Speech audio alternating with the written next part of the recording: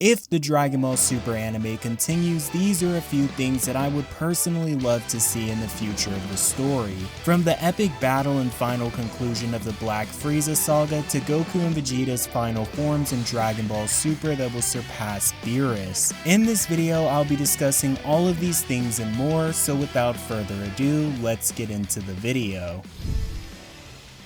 When it comes to the future of Dragon Ball Super, more than likely a vast majority of the material that we're potentially going to see in the future is either going to be exclusively from the Dragon Ball Super manga, or potentially through the release of a few new Dragon Ball Super films if they're planning to make any. If the Dragon Ball Super anime was set to return, I honestly wouldn't expect to start seeing those episodes rolling out until late 2026 or 2027, and possibly even later than that. This isn't me saying that the anime or any movies are confirmed to be coming out, because that just isn't true. This is only me creating an estimation and factoring in things like the time it would take for scripting, finding voice actors, and creating the animations, as well as, unfortunately, the passing of Akira Toriyama and figuring out the licensing and business aspects of the series. If they have been working on the anime for a return already, then I suppose we could see the Dragon Ball Super anime returning even sooner. But I imagine on the business aspect of the Dragon Ball franchise, figuring out who's going to take over and what the future of the franchise will look like moving forward is probably their top priority. That being said, Toyotaro could potentially become our main source of new Dragon Ball Super material if he chooses to continue the manga. Toyotaro is an extremely creative mind who was a pioneer in keeping the Dragon Ball community alive through fan content many years before Dragon Ball Super returned through his own fan manga, Dragon Ball AF. He's already shown the ability to think of new and creative concepts and creating stories on his own. And having worked alongside Akira Toriyama himself for many years now, if anybody knows how Dragon Ball should be written, or what Akira Toriyama would have approved of or what he wouldn't have approved of, it would be Toyotaro himself. So there's no doubt that the Dragon Ball community is in very good hands moving forwards, depending on how much you've enjoyed the manga exclusive content so far. Speaking of which, the most likely arcs that we'll probably be getting in the Dragon Ball Super manga moving forward is the Black Frieza arc. It feels like it's been forever since we've heard anything about Black Frieza or his latest transformation, which is mainly due to the manga trying to tie in the events of the Dragon Ball Superheroes movie to the manga continuity. This arc has the potential to become something truly special, as many of the characters who would have previously been on the back burner like Gohan and Piccolo have received major upgrades since their last encounter. I'm sure that if Goku felt Gohan's ki from across the universe, then Frieza also probably felt Gohan's power and maybe even the Saiyan's power during their training on Beerus's planet. He's even alluded to having eyes and ears all across the universe when he faced Goku and Vegeta towards the end of the Gas and Granola arc, which I think we can all agree would include Earth as well. If Frieza isn't going to attack immediately and still doesn't view the Saiyans as a threat, even in the state of power that they have now, then I truly am excited to see just how powerful his newest transformation is when he takes the Saiyans seriously. Black Frieza versus Beast Gohan alone is probably the closest thing that the Dragon Ball community is going to get to a fight as hyped as Gojo versus Sukuna.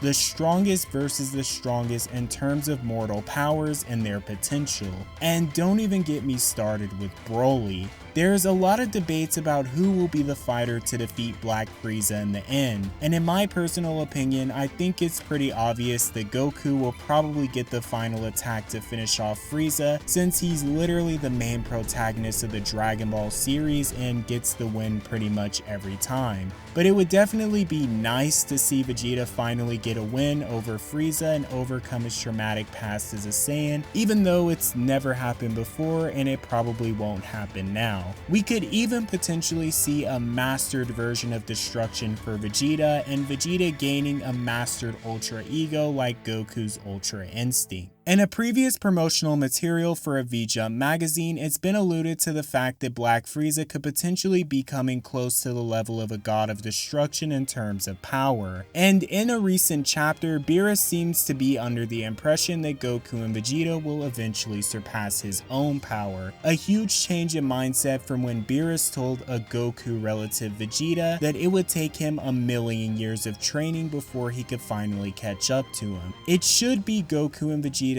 final battle with Black Frieza that tips them over the edge of rivaling Beerus in power. I do also think that this would spell the end of the Dragon Ball Super series, since besides Beerus, the only other beings that are more powerful than Goku and Vegeta would be the Angels and the Omni Kings. But we knew that this would happen one day, and I'm pretty tired of seeing Beerus being used as a convenient goalpost to keep the series running. But that doesn't mean that Goku and Vegeta will surpass Beerus in the sense that they'll easily be able to defeat him, as the gods of destruction have demonstrated many abilities that go well beyond physical strength and speed, but rather, at the very least, perhaps Beerus will finally recognize Goku and Vegeta as his equals, which would be good enough for me. Another potential arc that we could see in the future is the reimagining of Janemba and potentially a brand new Janemba centered film altogether. For those wondering why Dragon Ball fans keep pushing for a brand new Janemba film, aside from Janemba having some of the most unique and interesting attacks and abilities in the entire Dragon Ball franchise, which if written correctly could aid Janemba against a god level Goku and Vegeta, but also if you look at Dragon Ball movies, ever since the release of Battle of Gods, most if not all Dragon Ball movies have been reimaginings of older characters and concepts brought into modern Dragon Ball Super. From the return of Frieza to Broly and Gogeta, and even Cell Max being a blatant copy of Super Saiyan 2 Gohan versus Perfect Cell. Following the patterns of the last few movies, it isn't far-fetched to assume that we'll eventually be getting a reimagining of another old Dragon Ball Z movie villain in the future. And while Bojack is another cool idea, I feel like the Heater Gang is already pretty much the same thing.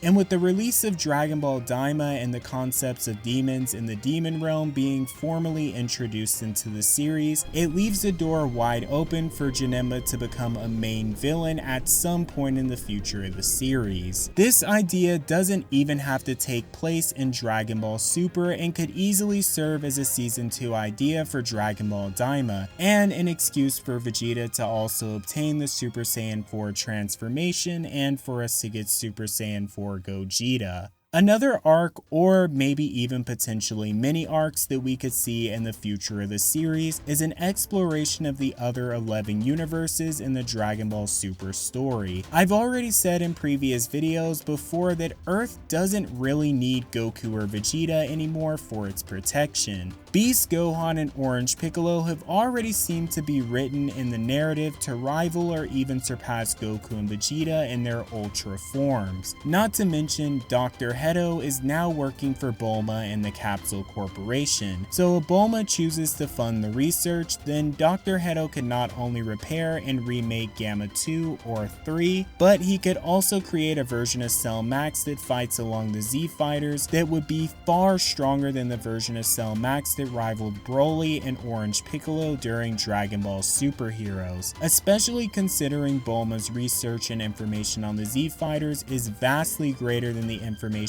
Dr. Hedo had access to when he originally created Cell Max. Even without fighters like Goku, Vegeta, and Broly, the Z Fighters on Earth could probably solo any of the previous villains that we've ever seen in the Dragon Ball series on their own, with the exception of Black Frieza. And continuously having Goku, Vegeta, and now Broly coming to the Earth to save the rest of the Z Fighters seems like a bit of overkill to me. In the future, it's also going to become increasingly harder to write villains that originate from Earth with the power to actually rival Goku and Vegeta. We've already explored the villains that might have been captured by the Galactic Patrol, which scours the entire universe, but also because Gas and Granola were able to wish to become the strongest fighters in universe Universe 7, there's literally no other way that fighters could be potentially stronger than Gas and Granola that we haven't seen yet, at least not through any natural means. But I'm sure that most people don't want another arc where the villain just wishes for an enormous amount of power.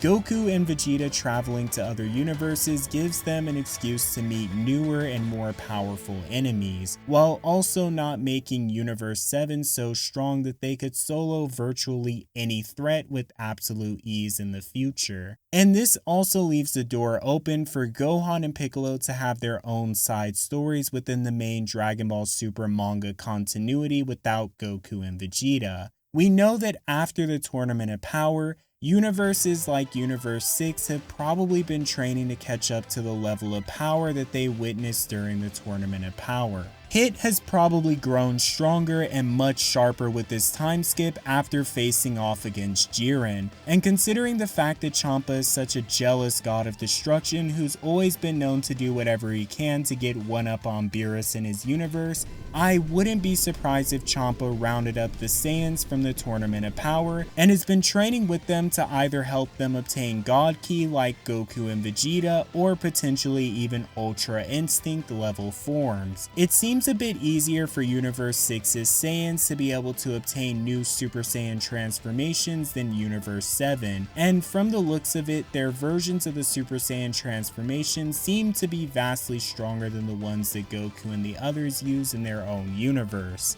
With this new power and with a little further guidance from Cabba's favorite mentor Vegeta, Universe 6's Saiyans could become some of the strongest beings in the entire multiverse by the end of the series. Not to mention, after being betrayed by Frieza, Frost has probably also been training to become stronger than he was during the Tournament of Power. One passing theory that I've had is that rather than somebody like Cooler being made canon in the future of the series, perhaps Frieza could travel to Universe 6 and recruit Frost as an ally against a growing group of overpowered Z fighters. Frost's transformations almost perfectly mirror Frieza's, and they seem to be just as strong. And in any case, whether Frost trains with Frieza or gets stronger on his own, if he also shares Frieza's potential, he could potentially become a god level or even Ultra Instinct level threat if given enough time to grow his own strength. While Goku and the others face off against Black Frieza, it would also be cool to have a mirroring side story where Frost faces off against Universe 6's Saiyans. Perhaps Frost would have also noted the potential of the Saiyans based off of what he saw from Universe 7's performance in the Tournament of Power, and could use this battle to even further push his own power or just eliminate one more potential threat to his own life and reign. But even more interesting than that is the growth and reunion with Universe 11's strongest fighter, Jiren himself, the fighter supposedly stronger than his own universe's god of destruction. Now that Jiren has witnessed Goku's Ultra Instinct and realized that there are things that go beyond pure and raw strength, Jiren has a new goalpost to strive for in the future of the series. Considering how talented Jiren already is and his enormous control over his own ki, if Jiren can learn how to calm his own mind, then perhaps he could reach an Ultra Instinct level state on his own,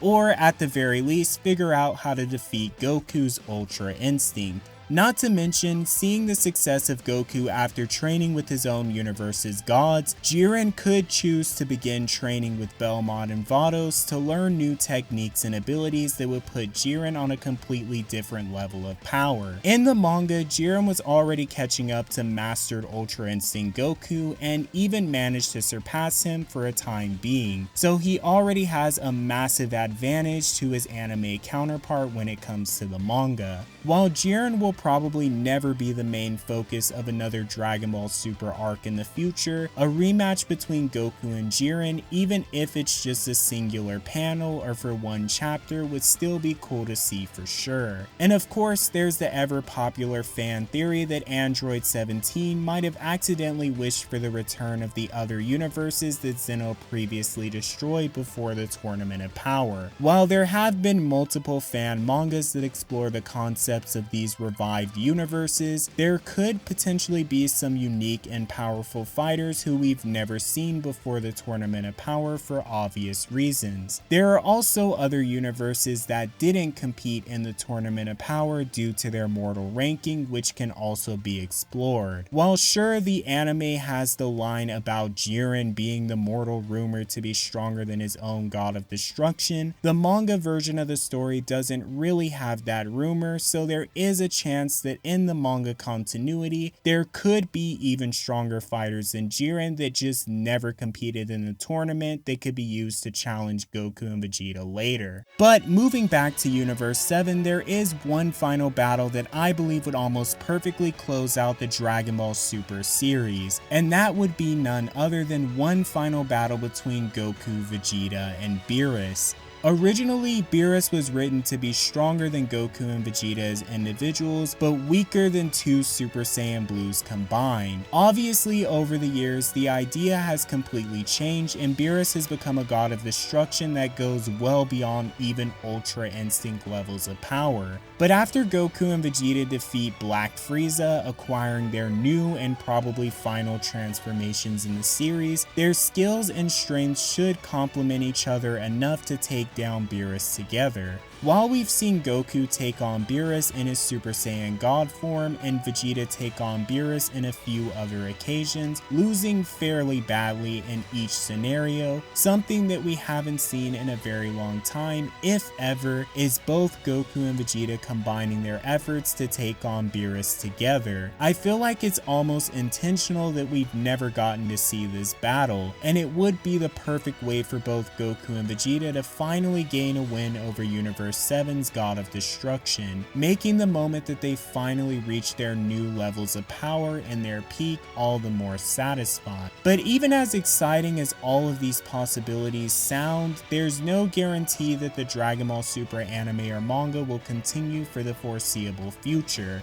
There is definitely plenty of material left unexplored and that can be expanded upon or reimagined. But if Dragon Ball Super did choose to end now to preserve the legacy of Akira Toriyama, I would totally respect that decision. But what do you guys think? What are some of the future arcs that you like to see in Dragon Ball Super? Now that Toyotarou has taken full creative control over the manga aspect, do you think that it would be cool to see some of the concepts from Dragon Ball AF like Zycor and Super Saiyan 5 become canon? And how do you think the future of the series will go if they choose to continue? Be sure to leave your comments down below, as well as subscribe to the channel to catch all of my videos in the future. As always, I greatly appreciate you guys for watching this far, and I'll see you all in the next one.